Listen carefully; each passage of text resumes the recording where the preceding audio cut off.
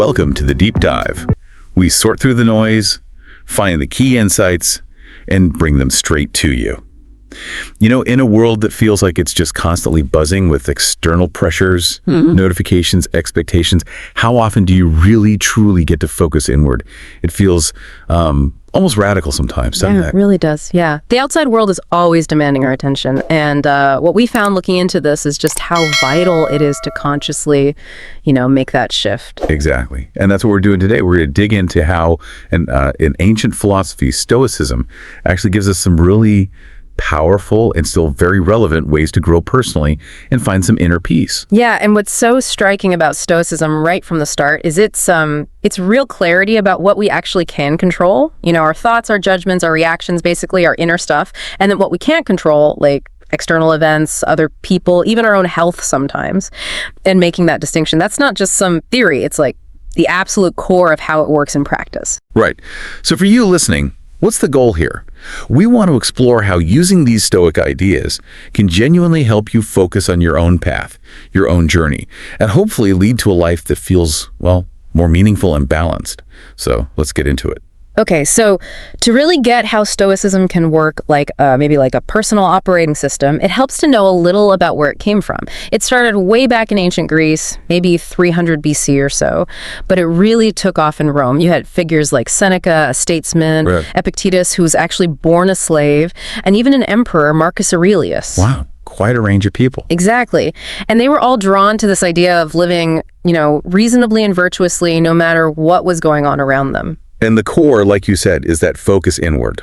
On your own mind, basically. It's about really looking at your thoughts, choosing your actions carefully, managing your reactions, and at the same time, learning to accept the things outside you that you just can't change. It's not about giving up, is it? It's more like redirecting your energy where it actually counts. Precisely. And if you think about it, this isn't just some abstract idea. It's actually a practical way to build real resilience, emotional strength. Stoicism doesn't just say fulfillment comes from within. It gives you the methods to build that inner strength. It teaches you to focus on your values, your inner peace, rather than constantly seeking approval from outside. So focusing on yourself isn't selfish. It becomes the actual path to a more grounded life. Okay, let's connect this ancient thinking to, well, right now.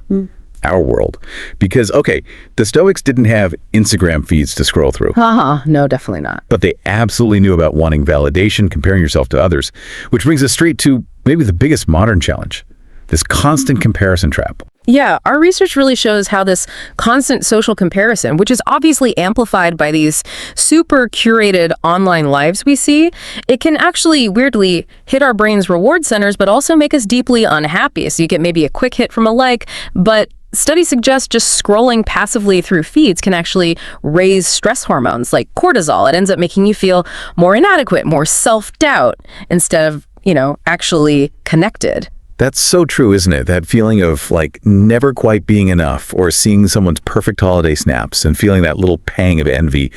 It's so easy to take those external images as the real standard, and then you feel bad about your own life. Yeah. But what does Stoicism offer here? I mean, beyond just knowing it's bad for us, is there a practical way to really feel like everyone's on their own path with struggles we don't see? Yeah, that's really where the Stoic approach comes in handy. It helps you shift from looking outwards, comparing, to looking inwards and accepting yourself. Radical self-acceptance, you could say. The old texts talk about understanding your own oikiosis, which is sort of like your own nature, your own proper place and sphere of action. When you really grasp that everyone's dealing with their own unique stuff, their own wins and losses, you start to develop a much healthier perspective. It lets you actually celebrate your own small steps, your own uniqueness, instead of wasting all that energy comparing yourself to some impossible, constantly changing ideal out there. That idea of an inner compass. Yeah. That feels like a good transition, because knowing your values is one thing, but then you need to set goals that actually match them, right? Not just chasing what everyone else seems to want. So identifying your core values, that sounds pretty crucial. It's like the foundation for deciding things, for knowing who you are. Absolutely. And finding those core values, well, our research suggests, looking back at times you felt really good, really fulfilled, or purposeful. Ask yourself, what principles were really alive in that moment? Was it honesty? Or maybe creativity, compassion, Once you know what they are, the Stoic move is to align your actions with those values, even when it's tough. That's what leads to real satisfaction, living authentically. So say if community is a big value for you, then volunteering isn't just another task, it's you being you. It deepens that sense of purpose. Okay, let's talk about being present, mindfulness. It's Yeah. everywhere now, but it's interesting how much it echoes some of these ancient Stoic practices. It's not just be here now in a vague sense. Our sources describe it more like actively watching your own mind, thoughts, feelings, sensations, but without judging them right away. Almost like taking inventory. Epictetus might have called it prosocia, right? Like sustained attention. Exactly that. And this kind of focused attention has real benefits. Less knee-jerk reactions, better focus, more emotional stability. They didn't call it mindfulness, obviously, but their focus on careful thought and even that practice of premeditatio malorum, thinking about potential problems beforehand. Right, negative visualization. Yeah, it shares that role of grounding yourself, looking clearly at the present, and simple things we can do now, like deep breathing or a body scan or just walking mindfully. These help you build that inner awareness, help you appreciate life as it happens, and respond to it more thoughtfully. And speaking of your own path, let's talk about setting personal goals.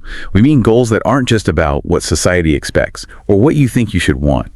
Real personal goals come from your values, your aspirations. They're about what truly matters to you. It's your journey. Yeah, and frameworks like SMART goals, specific, measurable, achievable, relevant, time-bound, they're useful for structure, but the Stoic angle adds something important, making sure those goals are actually within your control or focused on your effort and aligned with virtue, not just about external wins. So focusing on the process, not just the prize. Exactly. It's about setting intentions for your effort, how you approach it, and then as you work towards them, really noticing and celebrating every step, however small. That's not just patting yourself on the back, it strengthens your commitment from the inside out. It builds that genuine satisfaction and purpose. Okay, and the last piece in this section, building resilience. This feels very Stoic. Seeing challenges not just as problems to endure, but as actual chances to grow, to get better. Didn't Epictetus say something like, external events are out of our control, but our response to them is totally up to us? That's the essence of it, yeah. And to build that kind of strong mindset, that emotional toughness, the Stoics had techniques. We mentioned negative visualization. It sounds grim, but it's not about being pessimistic. It's like Seneca advised, deliberately imagine losing things you value, your health, possessions, people you love. It sounds difficult. It can be initially, but the paradox is by facing potential loss in your mind in a controlled way, it lessens its emotional power over you. You start appreciating what you have right now much more deeply, and you're mentally better prepared if bad things do happen. And things like regular journaling too, just writing down thoughts and feelings. It helps you process things rationally, reframe difficulties, see them as learning opportunities. And that builds real deep resilience to handle life's ups and downs with more, confidence and grace. Right. Okay, shifting gears slightly, let's talk about some practical tools for really understanding yourself better and also how to build a supportive environment. First, self-reflection. This isn't just daydreaming, right? It's more like a focused way to get clear on your thoughts, why you do things, what motivates you. Exactly. Proper self-reflection uses techniques like maybe structured journaling, asking yourself specific questions, or meditation, or just pausing to really ask yourself why you felt a certain way about something or reacted like you did. When you do this regularly, you get much more self-aware. You start seeing patterns in how you think and act, and that deeper understanding. It helps you make better choices, make sure your actions actually line up with your values. It makes the path forward clearer. And just as important is who you surround yourself with. The relationships you have make a huge difference to your mindset, your motivation.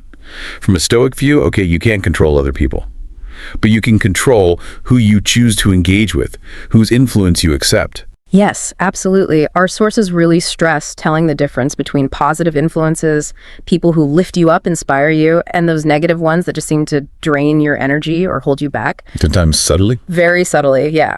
So a key Stoic practice is recognizing those relationships that might be, toxic for you, and then setting clear boundaries, learning to communicate what you need, and consciously choosing to spend your time and energy with people who actually support your specific journey. Taking care of your social environment like that is really fundamental to keeping your focus inward and going after what truly matters to you. Okay, so as we wrap up this deep dive, let's just quickly go over the main ideas we've touched on. We talked about how vital self-awareness is, how to handle that tricky comparison trap, and the power of setting goals that are truly yours. And embracing your own unique path. The importance of mindfulness for staying present. Right, and that crucial skill of building resilience, turning challenges into opportunities for growth. Yeah. And the core message really is that by actually using these Stoic principles, these tools, you can actively create a life that feels more meaningful, more balanced, and just more authentically you. It's about taking charge of your inner world so you can navigate the outer world more effectively. Definitely. And maybe one final thought for you to take away and mull over. Consider this. What if putting these seemingly simple Stoic practices into action consistently isn't just about coping or feeling a bit better day to day? What if it's actually the process of building brick by brick, choice by conscious choice, the authentic, fulfilling life you genuinely want to live?